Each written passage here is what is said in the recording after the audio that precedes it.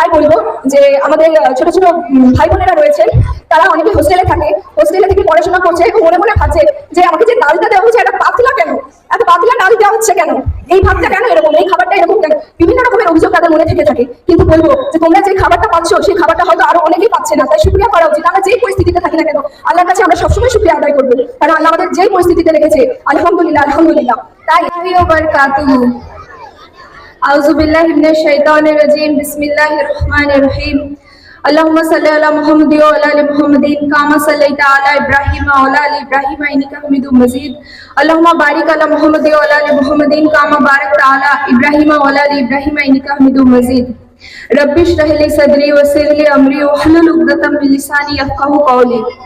সমস্ত প্রশংসা আল্লাহর জন্য, যার যা কিছু নবমণ্ডল ও ভূমণ্ডলে আছে সবই তার, এবং আখিরাতে তারই প্রশংসা। তিনি সর্বজ্ঞ সর্বজ্ঞানী।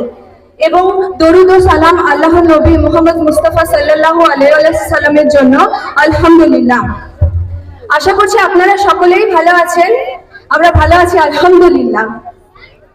আজকে আমি আপনাদের কাছে মেয়েদের, আমাদের ছোট ছোট স্টুডেন্ট বাচ্চাদের জন্য আমি কিছু গুরুত্বপূর্ণ অধিকার নিয়ে বলবো, যেগুলো শুনলে আশা করছি আপনারা খুবই উপকৃত হবেন। তাই আপনাদের সকলকে আমি অনুরোধ করবো আপনারা একটু মন দিয়ে শোনার চেষ্টা করবেন। মেয়েদের আইনি অধিকার। আইনের চোখে নারী পুরুষ জাতি ধর্ম বর্ণ নির্বিশেষে সকলেই সমান, তাই সকলকে সমান অধিকার দেওয়া হয়েছে শিক্ষার। আমাদের ইন্ডিয়ান কনস্টিটিউশন আর্টিকেল 21 এতে 6 থেকে 14 বছর বয়সী সমস্ত বাচ্চাদের নারী পুরুষ নির্বিশেষে সকলকে সমান অধিকার দেওয়া হয়েছে শিক্ষার, ফ্রি অ্যান্ড কম্পালসারি এডুকেশন। এবং মেয়েদেরকে article 39 clause D equal pay for equal work, একটা নারী পুরুষ একই জায়গায় কাজ করলে দুজনকেই নির্বিশেষে একই রকম বেতন দেওয়া হয়। সে পুরুষ তাকে বেশি বেতন দেওয়া হবে, একজন নারী তাই কম বেতন দেওয়া হবে, এটা কিন্তু আইনের চোখে দণ্ডনীয়। আর্টিকেল 39 ক্লজ ডি আমাদের ভারতীয় সংবিধানে বলে দেওয়া হয়েছে একজন নারী এবং পুরুষ একই কাজের জন্য সমান বেতন দেওয়া হবে। এবং গভর্নমেন্ট জবের ক্ষেত্রে নারী পুরুষ নির্বিশেষে সকলকে সমান সুযোগ দেওয়া হয়েছে। এবং আমাদের বিভিন্ন রকমের আইনি অধিকার দেওয়া হয়েছে আমাদের নারী পুরুষ নির্বিশেষে। এবং শিক্ষার ক্ষেত্রে বলবো যে আমাদের যেগুলো ছোট ছোট আমাদের স্টুডেন্ট ভাই বোনেরা আছে তাদের সকলের অধিকার আছে শিক্ষার, কারণ আমাদের ইসলামেও কিন্তু জ্ঞান অর্জন করাটা আমাদের ফরজ। আমাদের ইসলামে জ্ঞান অর্জন করাটা ফরজ, এবং যে জ্ঞানটা আমরা অর্জন করছি সেটাকে সকলের মধ্যে ছড়িয়ে দেওয়া কিন্তু আমাদের কর্তব্য।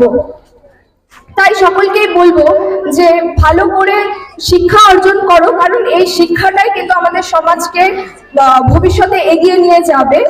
এবং আমাদের শিক্ষার পাশাপাশি আমাদের ইসলামে কি বলা হয়েছে সেটাও আমাদেরকে পাশাপাশি আমাদেরকে মন দিয়ে সেটাকে নিয়ে চলার জন্য কিন্তু আমাদের চেষ্টা করতে হবে। কারণ আমরা যে কোনো পজিশনেই আজ থাকি না কেন, আমরা doctor, engineer, professor, teacher, advocate, যে কোনো প্রফেশনেই আমরা থাকি না কেন, আমরা শিক্ষার পাশাপাশি কিন্তু আমাদেরকে ইসলামকে বুকে বহন করে নিয়ে চলতে হবে, কারণ সেটা ভুললে চলবে না। কারণ সর্বশেষে আমাদেরকে এটা মনে রাখতে হবে আমরা দুনিয়ায় কি কারণে এসেছি, আর এবং আমাদের আখিরাতে কোন জায়গায় ফিরতে হবে, সমস্ত কিছু মনের মধ্যে বহন করে নিয়ে আমাদেরকে চলতে হবে। তা আমাদের সমস্ত আমার ছোট ভাই বোনেদেরকে বলবো যে তোমরা পড়াশোনার পাশাপাশি 5 ওয়াক্ত নামাজ রোজা এগুলো কিন্তু আমাদের ফরজ। কারণ আমাদের গার্জেনরা আজকাল মডার্ন হয়ে গেছে, তারা কি বলে যে আমাদের স্টুডেন্টরা তো এখন পড়াশোনা করছে, তাদের নামাজ পড়ার কি দরকার আছে, বয়স হয়ে গেলে কিন্তু তখন তো পড়াশোনা করবে, এখনো তো অনেক, তখন তো নামাজ কালাম করবে, তখন তো অনেক টাইম আছে, এখন পড়াশোনা করুক না কেন, পড়াশোনায় ধ্যান দিক। যদি ছোটবেলায় আমরা দেখি যে আমাদের বাচ্চারা খুব উৎসাহী হয়, রোজার মাস আসছে রোজা করব, কিন্তু আমরা গার্জেনরা কি বলি যে না না থাক বাবা, এখন কেন করতে হবে, এখন তো তুমি ছোট আছো, এখন রোজা করার কোনো দরকার নেই, নামাজ পড়ার দরকার নেই। তাই আমি বলবো যে না, এগুলো ভুললে চলবে না। আমাদের পিছনে মা বোনদেরকেও আমি দেখতে পাচ্ছি, একটা বাবারা কি করে, বাবারা তো ইনকাম করে আমাদেরকে চালাচ্ছে, বাবাদের সেটা কর্তব্য, কিন্তু আমাদের সমাজ যদি গঠিত হয় সেটা কিন্তু আমাদের নারীদের জন্য, আমাদের মহিলাদের জন্য, আমাদের মাদের জন্য। আমরা মারা যে শিক্ষা দেব আমাদের সন্তানেরা সেই শিক্ষাই পাবে। আজ দেখা যায় যে আমাদের বয়স্ক মারা এসে কি বলে যে আমার ছেলে তো বড় হয়ে আমাকে আর দেখছেই না, আমাদেরকে ফেলে দিয়েছে এবং অনাথ আশ্রমে যেতে হচ্ছে। তো একটাই কথা বলবো, যেমন কর্ম তেমন ফল, সবকিছু কিন্তু ফিরে আসে। আমরা মা বোনেরা আমরা যা করবো তাই কিন্তু ভবিষ্যৎ প্রজন্মে ফিরে আসবে।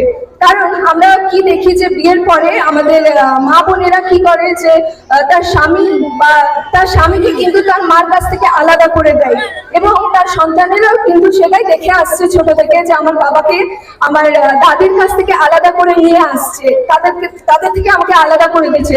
তো বলবো না, একটা নারীর সর্বপ্রথম অধিকার রয়েছে কিন্তু তার স্বামীর, তার সব থেকে বেশি কর্তব্য, এবং একটা ছেলের সব থেকে বেশি যদি কর্তব্য থেকে থাকে তার মার, কারণ মায়ের পায়ের নিচে জান্নাত। তাই আমার সমস্ত, আর বিশেষ করে এখানে আমার ভাই, আমার বাবারা, আমার কাকারা রয়েছে, তাদেরকে বলবো যে নারীদের সাথে ভালো ব্যবহার করুন। কারণ যদি একটা মেয়ে, যদি একটা ছেলের যদি ক্যারেক্টার সার্টিফিকেট নেওয়া হয় তাহলে সেটা কিন্তু তার স্ত্রীর কাছ থেকে নেওয়া উচিত। কারণ তার স্ত্রী বলতে পারবে তার স্বামী উত্তম না মধ্যম, কেমন পুরুষ। কারণ যদি সে উত্তম পুরুষ হয়, সে একটা নারীর কাছে, তার স্ত্রীর কাছে যদি সে উত্তম পুরুষ হয় তাহলেই সে উত্তম পুরুষ। আর বলবো যে আমাদের মেয়েদেরকে বিভিন্ন রকমের ইসলামের অধিকার দেওয়া হয়েছে, যেরকম সম্পত্তির অধিকার।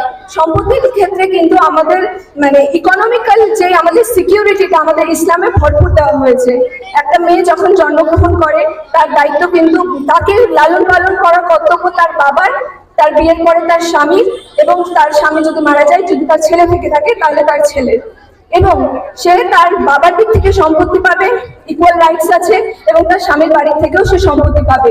এবং তার যে সম্পত্তিটা আছে সে সেটা বেচুক, কিনুক, যা ইচ্ছা তাই করুক। একজন নাবালিক থেকে যখন একজন বালিক মেয়ে হয়ে যায়, এবং যদি তার কোনো সম্পত্তি থেকে থাকে, সেই সম্পত্তিটা সম্পূর্ণ তার, সেই সম্পত্তির অধিকার উপরে আর অন্য কারোর অধিকার নেই। তার স্বামীর নেই, তার ছেলের মা বাবার কারোর অধিকার নেই। হ্যাঁ, সে যদি চায় তাহলে সে দিতে পারবে। তার যদি ইচ্ছা থাকে যে না আমি আমার মা বাবা ভাই বোনকে হেল্প করবো সেই টাকা থেকে, সেটা তার উপর নির্ভর করছে। কিন্তু না, একটা মেয়ের যদি প্রপার্টি থেকে থাকে বা একটা মেয়ে যদি ইনকাম করে থাকে, সেই ইনকামটা সম্পূর্ণ তার, আর কারণ না। কেউ ওর উপরে করতে পারবে না, প্রভাব দিতে পারবে না, বা বল প্রয়োগ করে সেই টাকা বা সম্পত্তি ছিনিয়ে নিতে পারবে না। সেটা আমাদের ইসলামে অধিকার দেওয়া হয়েছে। তাই বলবো যে আমাদের ছোট ছোট ভাই বোনেরা রয়েছে, তারা অনেকে হোস্টেলে থাকে, হোস্টেলে থেকে পড়াশোনা করছে এবং মনে মনে ভাবছে যে আমাকে যে ডালটা দেওয়া হয়েছে এটা পাতলা কেন, এত পাতলা ডাল দেওয়া হচ্ছে কেন, এই ভাতটা কেন এরকম, এই খাবারটা এরকম কেন, বিভিন্ন রকমের অভিযোগ তাদের মনে থেকে থাকে।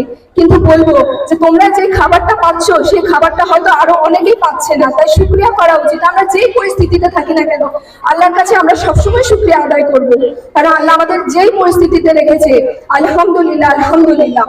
তাই আমাদের সকলকে বলবো যে পড়াশোনার পাশাপাশি আমরা নামাজ পড়বো, আর প্রত্যেকদিন চেষ্টা করবো এক পাতা হলেও কোরআন তিলাওয়াত করার। শুধু তিলাওয়াত করবো না, তিলাওয়াতের পাশাপাশি আমরা সেটা তর্জমার সাথে পড়বো, ট্রান্সলেট করে পড়বো, যেটা আমাদের যেই ভাষায় সুবিধা, ইংলিশ, বাংলা, উর্দু, যেই ভাষায় আমাদের সুবিধা হয় সেই ভাষায় আমরা পড়ে বোঝার চেষ্টা করবো যে কোরআন শরীফে কি বলা হয়েছে এবং আমাদের দুনিয়ায় কিভাবে চলতে বলা হয়েছে। কারণ আখিরাতে তো আমাদেরকে এক জায়গায় পৌঁছাতে হবে, তাই দিন এবং দুনিয়া দুটোই নিয়ে আমরা চলার চেষ্টা করবো। আলহামদুলিল্লাহ, এই বলে আমি আমার বক্তব্য শেষ করছি।